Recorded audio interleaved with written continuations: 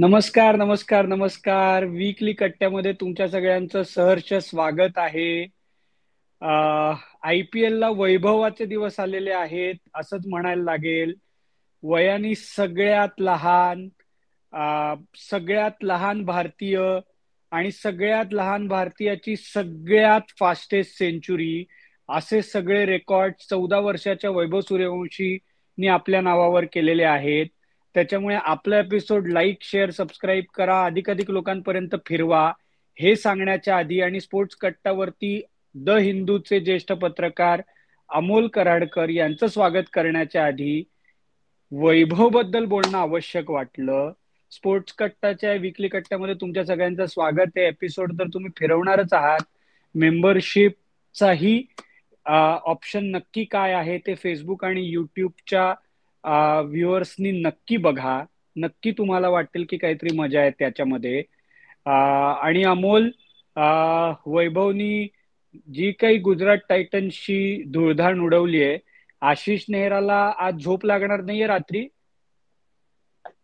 फक्त आशिष नेहरा नाही, म्हणजे आता हे रिलीज होईल तोपर्यंत कदाचित सगळे गुजरात टायटन्सचे खेळाडू डोळे सताड ठेवून म्हणजे डोळे सताड उघडे ठेवून रात्र काढली असेल कदाचित त्यांनी. विशेषतः जॉस बटलर. येस, त्यांनी वैभव सूर्यवंशीचा झेल नाही सोडला, पण यशस्वीचा झेल सोडला सुरुवातीलाच. आणि यशस्वी जयपूरमध्ये काय फॉर्म मध्ये आहे हे पुन्हा एकदा आठवण करून द्यायची गरज नाहीये. आणि एकदा तो झेल सोडल्यानंतर वैभव सूर्यवंशी सुटला ती ही नव्याची नवलाई आहे. याचा फायदा आहे की तुम्ही किती परफॉर्मन्स अनालाइज करा, शेवटी जर डेटाच कमी आहे त्या मुलाच्या खेळाबद्दल उपलब्ध, तर तो जे काय करतो ते पहिल्यांदा. तो राशिद खानच्या पहिल्या ओव्हरमध्ये चाचपडून खेळला, पण तो बाद नाही झाला. ही त्याच्यासाठी खूप मोठी उपलब्धी होती, कारण काय त्याच्या दृष्टीनेही हे सगळे खेळाडू तो पहिल्यांदा खेळत होता. त्याच्यामुळे त्याला जरी आपण फिअरलेसनेस आणि हे सगळं म्हणलं, याला ही सगळी विरोध दिली ना तरुणाईची आय पी एल मधल्या, तरी बेसिक स्किल्स असल्याशिवाय या प्रकारचे शॉट्स एक्झिक्यूट करता येत नाही. तो त्यांनी प्रसिद्ध कृष्णाला बॅकफुटवर तो जो ऑफसाईड वरून मारला, तो शॉट क्रिकेट मधल्या सर्वात अवघड शॉट्स पैकी एक आहे. येस, पिचेस मध्ये काही नसतं, फ्लॅट डेक्स असतात, बॉल मस्त येतो बॅटवर, पण तरी तो शॉट तर खेळावा लागतो. आणि तो शॉट खेळण्यासाठी तुमचं वय काय, तुमची पात्रता काय, तुम्ही पात्रता एकच की तुम्ही तिथे पोचलेला आहात म्हणून तुम्ही तिथे ते खेळताय. मग ते एक्झिक्यूट करणं, ते येणं एक तिथे त्या पद्धतीच्या बॉलर समोर ते एक्झिक्यूट करणं हे वेगळंच स्किल. त्याच्यामुळे चला, म्हणजे जी गोष्ट कुठलाही भारतीय खेळाडू आयपीएलच्या 18 हंगामांमध्ये करू शकला नव्हता. युसुफ पठाणची ती जी याच्या आधीची भारतीयाची फास्टेस्ट 100 आहे ना, ती मी बघितली होती. वानखेडेला नाही, आणि हरले होते ते. सीसीआयला. सीसीआयला हरले होते ते. हा. ओके. तो सामना मी बघितला होता आणि तेव्हा असं झालं होतं की हे असं कधी बघितलंय. राईट. त्याच्या आधी भारतातला पहिला T20 शतक झळकावलेला खेळाडू ज्याच्याबद्दल तुम्ही खूप बोलता, तो सामना परत सीसीआयलाच आधी झाला होता 2007 साली, गुजरात विरुद्ध मुंबई. तोही सामना मी पाहिला होता, तेव्हाही असं झालं होतं अचंबित होण्यासारखं. तसं आज टीव्हीवर बघताना झालं. पण याला बेदरकार म्हणायचं का बिंदास्त म्हणायचं का आत्मविश्वास म्हणायचं? आता सगळं म्हणा. जब तक बल्ला चल रहा है ठाठ है ना, त्यातला प्रकार आहे हा. ओके. मुद्दा असा आहे हम्म. की हे किती दिवस चालू शकतंय आणि याचं पुढे काय. ओके. तो माझं म्हणणं आहे की तिसराच सामना आहे. ओके. त्याच्यामुळे वेळ देऊया. आपल्याला अजून एक सवय लागली आहे भारतात, विशेषतः गेल्या 35 वर्षांमध्ये, जेव्हापासून सचिन तेंडुलकरचा उदय झाला, की कोण पुढचा सचिन तेंडुलकर, याच्या मागे जे हात धुवून विशेषतः तुम्ही मुंबईकर लागलेले असतात, त्या परिस्थितीत आता म्हणजे वयावर जाऊ नका, स्किल्सवर जा आणि वेळ द्या. आज आपण बघतोय आयपीएलच्या 18 वर्षात किती टीनेजर्सनी डेब्यू केला आणि त्यातले किती टीनेजर्स आयपीएल 10 वर्ष सलग सातत्याने परफॉर्म करू शकले. फक्त टिकले नाही म्हणत आहे मी, सातत्याने परफॉर्म करू शकले. वर किती गेले आणि वर ते किती काळ राहिले हा पुढचा मुद्दा आहे. त्यामुळे आत्ता हवं ते म्हणू आपण त्याला, आत्ता त्याला सलाम करण्याशिवाय दुसरा काही ऑप्शनच नाही. आणि कितीही कोणीही सिनिकल असेल तरी आज जर सलाम केला नाही तर त्याला तो खरा क्रिकेट फॅन नाही, ही साधी गोष्ट आहे. त्याच्यामुळे हवे ते प्रश्न उपस्थित करा, पण ज्या पद्धतीची खेळी तो खेळलाय त्याला तोड नाही. आणि त्याच्यासमोर यशस्वी जयस्वाल होता. तोही म्हणजे तो जेव्हापासून खेळतोय तेव्हापासून तो कदाचित वैभव सूर्यवंशी बरोबर खूप जास्त रिलेट करू शकेल, कारण तोही त्याच म्हणजे एखाद दोन वर्ष पुढे मागे, पण तोही तशाच प्रकारच्या परिस्थितीतून गेलाय. त्याच्यामुळे जर का यशस्वी सिनियर सारखं त्याला थोडंफार सांभाळून घेतलं यशस्वीनी, तर वैभव सूर्यवंशी हलणार नाही अशी आपण आशा करू शकतो. त्याच्या आधी यशस्वीलाही स्वतःला जमिनीवरती ठेवायला लागेल, हा भाग वेगळा. तर आपण अशी आशाच करू शकतो की दोघही जण जमिनीवरती राहतील आणि ही जी पार्टनरशिप आहे जे राजस्थान रॉयल्स मध्ये करतायत ती पुढे चालत राहील अशी आपण अपेक्षा करू शकतो. आज तुला काही वैभव सूर्यवंशीच्या वयाबद्दल बोलायचं आहे, नाहीत का आज ही योग्य वेळ नाही? वयाबद्दल कितीही वेळा बोलून तरी परत त्याच मुद्द्यावर येतोय. म्हणजे वेळ नाहीये असा मुद्दा नाहीये. वयाबद्दल एक वेगळा एपिसोड आपण परत करू शकू. पण वय त्याचं खरं किती आहे, बीसीसीआयने कसं डील करायला पाहिजे, हे सगळे मुद्दे या खेळीसमोर गौण आहेत. विशेषतः जिथे सिराज इन्फॉर्म आहे, जिथे ईशांत शर्माचा अनुभव आहे, जिथे राशिद खानचे आर्टिस्ट आहे. राशिद खान त्याने डेब्यू केल्यापासून राशिद खानचा स्ट्राईक रेट सर्वात चांगला आहे आयपीएल मध्ये, विकेट पर बॉल, आणि इकॉनॉमी रेट पण तोड आहे.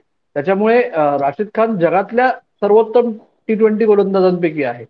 त्याच्यामुळे अशा बॉलिंग आणि प्रसिद्ध कृष्णा जो purple purple cap cap holder. Holder आहे. अजून काय बोलायचं, म्हणजे असं आहे ते आणि काय त्यांनी म्हणजे. त्या दोघांनी राशिद खानला खेळून काढला 4 ओव्हर 24 रन. 210 चेस करत होते, म्हणजे बाकीच्या 12 ओव्हरमध्ये 186 रन्स आलेले आहेत राजस्थानकडनं. म्हणजे बरोबर ना, काय याच्यात पण काही चुकलं साहेब? 176 ना, 4 मध्ये 40 म्हणलास ना तू? 4 मध्ये 24, राशिद हो खान सॉरी. चार ओके. ओव्हर 24 रन 1 विकेट असं राशिद खानचं स्पेल आहे. आणि 210 16.5 ओव्हरमध्ये चेस झाले आहेत.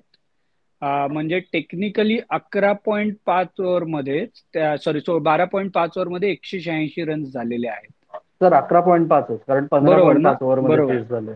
हा सॉरी, बरोबर बरोबर, 15.5 म्हणजे 11.5 ते 15.5, म्हणजे जवळजवळ 12 ओव्हरमध्ये 186 रन्स झालेले आहेत. त्याच्यात त्याच्यामुळे मला फक्त खूप एकच मुद्दा आहे की तो जो ओव्हर रेटेड याचा प्रश्न आहे ना, मॅचअप्स आणि हे जे अति तिथे माती ही मॅचअप्सच्या बाबतीत झाली असं मला वाटतं.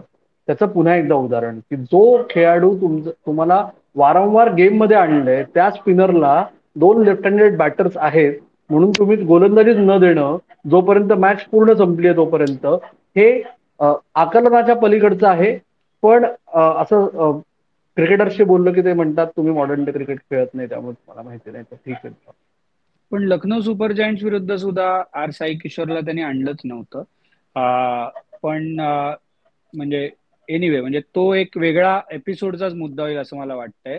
पण आज वैभव सूर्यवंशीची सेंचुरी झाली अमोल.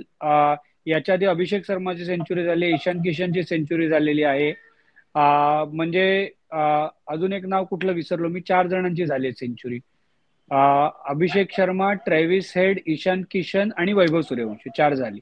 नाही, सॉरी, अभिषेक ट्रेव्हिस हेड नाही, शर्मा. सॉरी अभिषेक शर्मा. या 4 जणांची सेंचुरी झालेली आहे. सगळे डावखुरे खेळाडू आहेत. आणि म्हणजे आणि ईशान किशन सोडला तर बाकी सगळे ओपनर्स आहेत.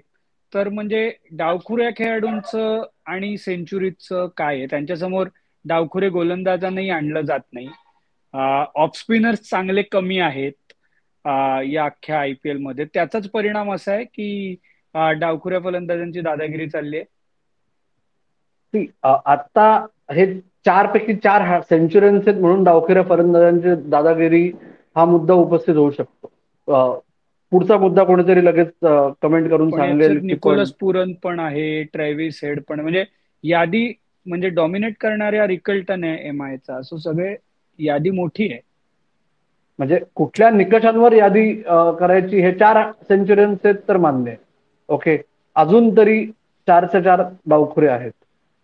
टॉप रन गेटर्स म्हणलं तर त्याच्यात लेफ्ट हँडेड बॅटर्स गेल्या 2 वर्षात पण आपण बघितलं. 2023 मध्ये पहिल्या 10 पैकी 5 लेफ्ट हँडर्स होते, 5 राईट हँडर्स होते. 2024 मध्ये पहिल्या 10 पैकी 5 लेफ्ट हँडर्स होते, 5 राईट हँडर्स होते. ओके. आणि दुसरी गोष्ट, आपल्याला हे कन्व्हेन्शनली माहिती आहे, T20 मध्ये विशेषतः आयपीएल मध्ये टॉप 3 कुठल्याही टीमचे, आपण खूप चर्चा करतो याच्यावर की 1 किंवा 2 टीमची भिस्त फक्त टॉप 3 वर आहे, प्रत्येक टीमची टॉप 3 वर भिजतात. ओके. आणि हायएस्ट रन गेटर्स जे आहेत ना इतिहासात दर वर्षातले, त्यातले किती जण टॉप 3 मधले नसतात, पहिल्या 10 मधले, हे तुम्ही बघा आणि मग बोलूया आपण यावर. त्याच्यामुळे जर टॉप 3 मध्ये लेफ्ट हँड राईट हे कंपल्सरी आहे, तर त्यातला जो जास्त क्लासी आणि जास्त कन्सिस्टंट आहे त्या हंगामात तो येणारच. त्याच्यामुळे ते समतोल साधला जातो असं मला वाटतं. हंड्रेड्स मध्ये आता आहेत ते निर्विवाद आहे, पण सीझनच्या शेवटी म्हणजे आपण काय यार्डस्टिक लावून एखादा पॉईंट जस्टिफाय करतोय त्या पद्धतीने आहे असं मला वाटतं. नाही, पण आपण अजून एका डावखुऱ्या फलंदाजाबद्दल बोलूया. रादर तो फलंदाज नाहीये, ऑलराऊंडर आहे. तो आपण मुद्दा याच अनुषंगाने घ्यायला पाहिजे. म्हणजे आरसीबीने जेव्हा त्याला मोठी बोली लावून घेतलं तेव्हा आश्चर्य वाटलं होतं. पण अमोल, मला आठवतंय तू म्हणाला होतास की हा त्यांचा टॅक्टिकल कॉल आहे. कारण तसंही चिन्नस्वामीला ऑफ स्पिनर किंवा स्पिनरना मार पडतो. तर कृणाल पंड्या हा डिफेन्सिव्ह बॉलर म्हणून ऑप्शन होऊ शकतो, कारण तो फास्ट टाकतो लेफ्टी असूनही. आणि या सीझनला आरसीबी आत्ता पॉइंट्स टेबलवरती नंबर 1 ला आहे. तर त्या टर्न अराउंड मध्ये कृणाल पंड्याचा किती मोठा वाटा आहे? म्हणजे मी खूप मोठा. कालची बॅटिंग मधली इनिंग हे एक आपण ऍडिशन म्हणू, म्हणजे त्यांनी शिक्कामोर्तब झालं असं आपण म्हणू. पण ओव्हरऑल त्याचं या सीझन मधलं कॉन्ट्रीब्युशन खूप महत्वाचं, नाही का? प्रश्नच नाही. म्हणजे आरसीबीचे जर 4 मोठे काय म्हणतो आपण खांब, ज्याच्यावर आरसीबीचा कौल उभं राहिलंय, ओके, आणि ज्याच्यावर होपफुली कळस चढवतील ते यावेळेस असं समस्त बँगलोर होप करत असेल, तर ते म्हणजे Virat Kohli, Josh Hazlewood, Tim David आणि कृणाल पंड्या. त्याच्यामुळे कृणाल पंड्याचं महत्व तू म्हणलास तसं मला आठवत नव्हतं. थँक्यू, तू आठवण करून दिलीस. परत मी तेच बोलत नाही आम्ही की तो कौतुक करतो. धन्यवाद. कंटेनिंग रोलमध्ये तो असतो, त्याच्यामुळे त्याच्यात त्याचा हातखंडा आहेच. ते कालच्या इनिंग्स बद्दल विशेषतः म्हणजे त्या आरसीबीच्या जिथे त्यांनी विनिंग चेस मध्ये मोठा दिल्ली वाटा कॅपिटल्स विरुद्ध उचलला, दिल्लीमध्ये. हो. तर तिथे मला एक गंमत वाटली की रणजी ट्रॉफीचा पहिला सामना होता ना यावर्षीचा, बडोद्यामध्ये मुंबई विरुद्ध खेळताना त्यांनी भिंगरी केली होती. भिंगरी रँक नव्हती, टर्नर. रँक टर्नरही नव्हता, टर्नर होता. मुंबईला खेळता आलं नाही म्हणजे रँक टर्नर असतो असं नाही. ओके. मुंबईकडे 2 क्वालिटी बॉलर्स होते स्पिनर, त्यांनाही काही नाही करता आलं. तर डेब्यू करत होता हिमांशूच ना? ऑफ स्पिनर कोण हिमांशु होतं? सिंग तो तिसरा होता. हिमांशू. 2 क्वालिटी होते ना, होते ना 2. हा. तो मुद्दा असा आहे की कृणाल पंड्याने त्या मॅच मध्ये तिसऱ्या इनिंग्समध्ये म्हणजे बडोद्याची दुसरी बॅटिंग असताना चाबूक 55 रन्स केले होते. जेव्हा पिच अवघड व्हायला लागलं होतं, त्याने फ्लॉलेस पदलालित्याचा वापर करून मस्त इनिंग्स खेळली होती आणि सामना जवळजवळ संपवला होता. ओके.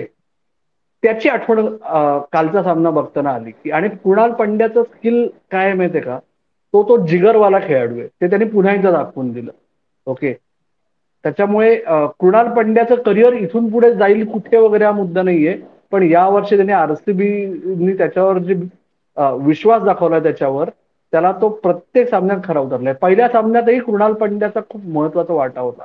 तो पहिल्या सामन्यातही सीझनच्या त्यांचा प्लेअर ऑफ द मॅच होता, हेही विसरता कामा नये. स्पिनरला बाउन्सर टाकताना शेन वॉन नंतर कृणाल पंड्याच का तू बाकी कोणाला बघितलंयस? शाहिद आफ्रिदी मला तरी टाकायचा. आठवत नाही. हा, शाहिद आफ्रिदी टाकायचं. बरोबर. बरोबर. जाऊ दे. आणि त्यांचं ते कशाला. हळूहळू वाढत जाणार आहे. रवी हा. बिश्नोई सुद्धा अधूनमधून ट्राय करतो. ते वाढत जाणार आहे आता. कारण काय म्हणजे करायचं काय हा प्रश्न पडतो ना कुठल्याही गोलंदाजाला, विशेषतः स्पिनर. जर आर्क मध्ये आला तर तो बाहेरच जाणार आहे. त्यामुळे करायचं काय? डॉट बॉल आजकाल तसे बॉलर्स विकेट घेण्यापेक्षा डॉट बॉल्सवर भर देतात. बेस्ट डॉट बॉल आहे तो. हम्म, हम्म. आता मला एक महत्वाचा आहे की आ, भारत आता पाकिस्तानवरती परत सर्जिकल स्ट्राईक कधी करेल माहित नाही. पण संजय मांजरेकर यांनी परत एकदा स्ट्राईक रेटवरनं नवीन स्ट्राईक केलेला आहे असं आपल्याला म्हणता येईल. अ, अ, म्हणजे थोडक्यात त्यांचा मुद्दा असा आहे की स्ट्राईक रेट हा खूप महत्वाचा असतो आणि जर का तो कमी झाला तर गडबड होऊ शकते. हे त्यांनी एका काही आकडेवारीवरून दाखवलं आणि त्याच्यामध्ये अर्थातच विराट कोहली आणि साई सुदर्शन यांचं नाव नव्हतं. त्याच्यामुळे परत एकदा संजय मांजरेकर त्यांची स्टेटमेंट्स आणि त्याच्यावरनं होणारा वादंग हे सगळं ओघाने आलंच. तर अमोल, तुला काय वाटतं? फक्त तू काही सांगण्याच्या आधी मला एवढंच वाटतं की या स्ट्राईक रेटच्या बाबतीमध्ये चेस करत असताना माझ्या मते स्ट्राईक रेटचा मुद्दा गौण ठरतो. पण पहिली बॅटिंग करत असताना पिचचा अंदाज घेऊन त्याप्रमाणे टेम्पो सेट करणं याच्यामध्ये स्ट्राईक रेटची गडबड होऊ शकते. त्याच्यामुळे मी तरी, मला विचारशील तर त्या दृष्टीने मी इम्पॅक्ट अनालाइज करीन की पहिली बॅटिंग करताय का पहिलं बॉलिंग करताय, त्यावरनं पण बऱ्याच गोष्टी अनालाइज झाल्या पाहिजे. 100% सहमत आहे आणि त्याच्यामुळेच हे जे स्टॅट्सचं ओव्हर सिम्प्लिफिकेशन असतं ना ते शिकतं. आज संजय मांजरेकरांचा माइंडसेट काय आहे, संजय मांजरेकर पर्सनॅलिटी कशी आहे, हे त्यांच्याशी आपण स्पोर्ट्स कट्टावर मारलेल्या गप्पांमध्ये आपल्या प्रेक्षकांना आणि श्रोत्यांना समजू शकेल जास्त. आणि मला स्वतःला असं वाटलं की संजय मांजरेकरांनी कोणाला स्पेसिफिकली कॉर्नर करण्यासाठी काही केले असं वाटत नाही मला. तू दोन नावं घेतली, विशेषतः डिजिटल मीडियावर ते एकाच नावाचं विशेष प्रेम असतं संजय मांजरेकरांचं आणि त्यांचं काय वाकडं आहे वगैरे. ओके, तो मुद्दा बाजूला ठेवूया. स्ट्राईक रेट हा तू म्हणलास तसं ओव्हरऑल इम्पॅक्ट जास्त महत्वाचा आहे. आज साई सुदर्शन आणि विराट कोहली हे टॉप दोन हायेस्ट रन गेटर्स आहेत. त्याहून महत्वाचं, त्या दोघांचे संघ पॉइंट्स टेबलमध्ये कुठे आहेत? टॉप प्रियांश चार मध्ये. आर्या प्रियांश आर्य आणि श्रेयस अय्यर यांचे संघ कुठे आहेत? राईट. सूर्या यादवचा स्ट्राईक रेट जसा उंचावत गेलाय तसं तसं मुंबई इंडियन्सचं पदक तालिकेतलं स्थान सुद्धा उंचावत गेलंय. मग तो इम्पॅक्ट तेवढाच महत्वाचा आहे जेवढा साई सुदर्शन आणि म्हणजे त्याच्यामुळे मला असं वाटतं की स्ट्राईक रेट हा ओव्हर सिम्प्लिफाईड स्टॅट्स वाला विषय आहे. ओके, जसं एकेकाळी आता 5 वर्षापूर्वीपर्यंत बरेच लोक म्हणायचे की स्ट्राईक रेट काय कौतुक, ऍव्हरेज महत्वाचं, टोटल रन्स किती केलेत ते महत्वाचं. तर मुद्दा असा आहे, तुम्ही संघाला जिंकवण्यात किती भूमिका निभावताय ते सर्वात महत्वाचं. आज म्हणजे 16व्या ओव्हरमध्ये राजस्थान रॉयल्सने 220 रन्स चेस केले म्हणून साई सुदर्शनचे 30 बॉल 39 किंवा 29 बॉल 39 जे काय असतील त्याच्यामुळे गुजरात टायटन्स हारले, हे हे हास्यास्पद विधान आहे ना. त्याच्यामुळे तो तेव्हा जर त्यांनी 20 बॉलमध्ये 50 केले असते, त्यांना त्याचे 20 बॉलमध्ये 50 नकोयत, त्यांना त्याचे 30 बॉलमध्ये 40 किंवा 50 हवेत, जेणेकरून जॉस बटलर, राहुल तेवात या शाहरुख खान वेळ पडेल तशी इनिंग्ज घेऊन जातील ना पुढे. प्रत्येकाचा एक डिफाईन्ड रोल आहे, स्पेसिफिक रूल आहे. नाहीतर 20 बॉल खेळवा आणि रिटायर करा ना बॅटर्सना. त्यामुळे मला असं वाटतं ही म्हणजे चर्चेसाठी खूप छान आहे हा विषय. याच्यावर आपण डिटेलमध्ये स्टॅटिस्टिकल अनालिसिस वाला शोही करू शकू डिटेलमध्ये. पण टू कीप इट शॉर्ट, मला वाटतं ते ओव्हररेटेड आहे. तू म्हणलास ते मला 100% मान्य. नाही, आणि मला वाटतं की कट्टेकरांनी यावरती व्यक्त व्हावं. आम्हाला कमेंट्स मध्ये सांगा की बाबा साई सुदर्शननी पहिल्यापासूनच ओपन व्हायला पाहिजे का नक्की इम्पॅक्ट, म्हणजे आपण इम्पॅक्ट कडे कशा दृष्टीने बघतो की मॅच जिंकवणं हा इम्पॅक्ट, का बाबा तुम्ही 10 बॉल 20 रन केले याचा इम्पॅक्ट. नक्की आपले कट्टेकरी याकडे कशा दृष्टीने बघतायत हेही आम्हाला तुम्ही कमेंट्स मध्ये व्यक्त व्हा आणि आम्हालाही सांगा. आणि तुम्हाला जर का याच्या रिलेटेड एखादा स्पेशल एपिसोड हवा असेल की बाबा इम्पॅक्ट म्हणजे नक्की काय भाऊ, किंवा इम्पॅक्ट कशाला म्हणता येईल, याच्यावरती काही वेगळा एपिसोड हवा असेल स्टॅटिस्टिकल जसं अमोल म्हणाला, तसं केलं तर आम्ही स्पोर्ट्स कट्टाला त्याच्यावरती काहीतरी वर्किंग करू. आणि तुम्ही हे आपले बाकीचे एपिसोड सुद्धा वेगवेगळ्या लोकांपर्यंत पोहोचवा. स्पोर्ट्स कट्टाला आपण संजय मांजरेकरांचाही इंटरव्ह्यू केलेला आहे आधी, तोही परत एकदा जाऊन बघा. म्हणजे ते व्यक्तिमत्व काय आहे ते उगाच खाजवून खरूच काढल्यासारखं करतात का त्यांच्याकडे काहीतरी लॉजिकल मुद्दा असतो, हेही तुम्हाला त्या इंटरव्ह्यू मधनं कळेल. पण त्याच्यासाठी तो तुम्ही इंटरव्ह्यू जाऊन बघा. त्याच्यानंतर अमोल, पंजाब किंग्स आणि कलकत्ता नाईट रायडर्स म्हणजे या IPL 2025 मधली पहिली मॅच ज्याच्यात पावसाने रिझल्ट लागला नाही किंवा लागू शकला नाही.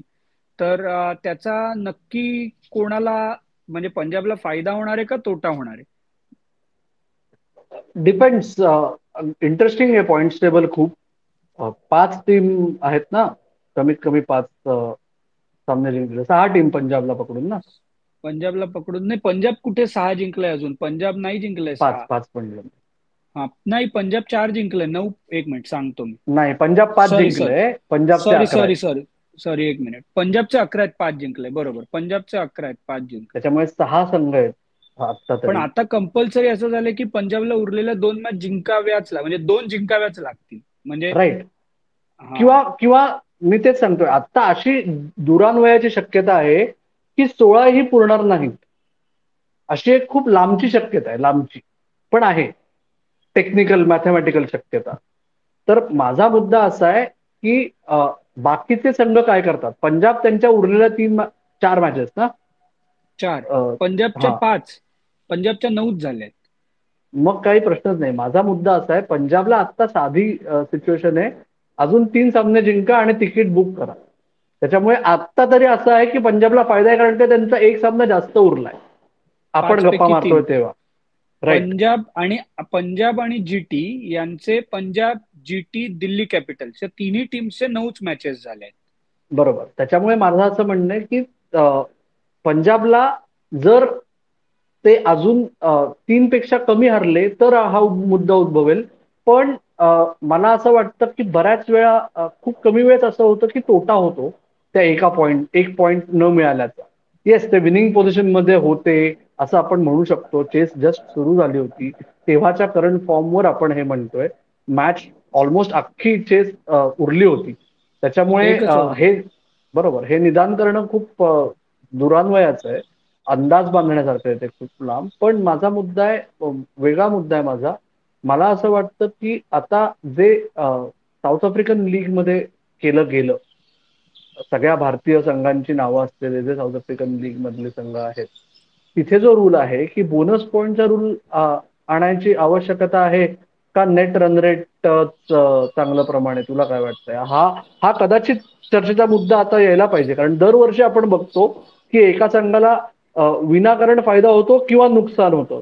ते बरोबर आहे का? म्हणजे फेअरनेस आहे का त्याच्यात? नाही नाही, आपण याच्यावरती वेगळा एपिसोड करायला हवा का, हे कट्टेकरांनी आम्हाला नक्की सांगा. माझं याच्याबद्दलचं मत फक्त मी एवढंच सांगतो की ऍव्हरेज 14 मॅचेस आहेत, 14 मॅचचा नेट रन रेटच बघितला पाहिजे.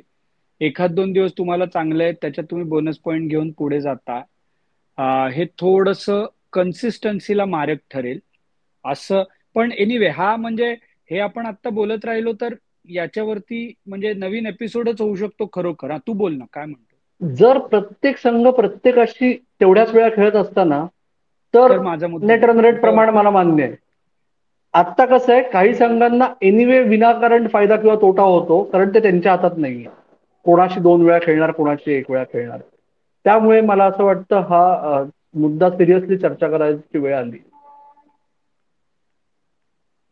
इंटरेस्टिंग आहे. पण म्हणजे फक्त आता थोडस सिम्प्लिफिकेशन आहे. जर का ते केलं तर थोडस कॉमन फॅन्ससाठी सुद्धा थोडस ते कन्फ्युजिंग होऊ शकतं. पण इंटरेस्टिंग पॉइंट आहे. जर का हवा असेल या मुद्द्यावरती तर आपण खरोखर या मुद्द्यावरती स्टॅटिस्टिकली पण चर्चा करूया, अभ्यास करून. कट्टेकरांनी आम्हाला नक्की सांगा.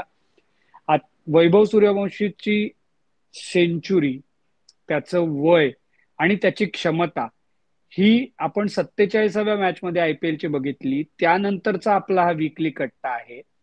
तर ती वैभवशाली इनिंग असं आपण म्हणूया, ती त्याच्यासाठी आपण अशी अपेक्षा करूया की तो त्याच्यासाठी स्टेपिंग स्टोन असेल किंवा सुरुवात असेल, आणि तो याच्यावरती टप्प्याटप्प्यानी कळस चढवत जाईल. आणि ही फक्त झाकी आहे, पिक्चर अभी बाकी है, अशी आपण अपेक्षा ठेवूया. आणि आजच्या वीकली कट्ट्यामध्ये आपण इकडेच थांबवूया. हा एपिसोड तुम्हाला कसा वाटला हे आम्हाला कमेंटमध्ये कळवा. आणि हा एपिसोड तुम्हाला आवडला असेल तर लाईक करा, शेअर करा, सबस्क्राईब करा. मराठीमध्ये आपलं एकमेव पॉडकास्ट आहे जे वीकली कट्ट्यावरनं तुमच्याशी गप्पा मारायला येतं, दर शनिवारी गेस्ट इंटरव्ह्यू करतं आणि मराठीमधनं प्रत्येक खेळाची वेगवेगळ्या प्रकारे माहिती देण्याचा आम्ही प्रयत्न करत असतो. तर हे सगळ्यांपर्यंत पोहोचवण्याचंही आपलं काम आहे, तेही करा. या वीकली कट्ट्यामध्ये मात्र आम्ही इकडेच थांबतोय. तुम्ही मात्र ऐकत राहा बघत राहा. आणि आमची वाट पाहत राहा. धन्यवाद.